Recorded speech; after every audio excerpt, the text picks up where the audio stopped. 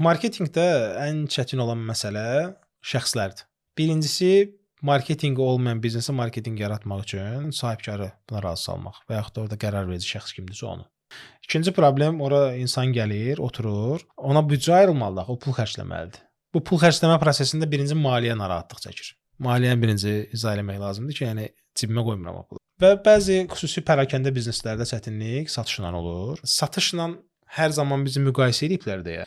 Satışla da bir fərdi belə ixtilaf qarışıq bir şey olur. O deyir ki, mən ağayam, bu deyir sən ağasan. Belə bir qəribə qısqanclıq qarışıq bir şey baş verir. Bu da tənzimləyici olan bir nəfər olur. Həmin o kateqoriya şirkətlərdə satış və marketinq direktoru bir nəfər təyin olunur. Elə bir ki, hakim kimi qalır da ortada, heç menecer kimi qalmır. Bunu bir dənə həll eləsək, əslində bazarımızda elə bir problem qalmayacaq. Satış başa düşür artıq və biz onlara başa salmalıyıq ki, dostum, sən mənə kömək eləməlisən ki, mən sənə kömək edeyim, sən get rahat malını sat.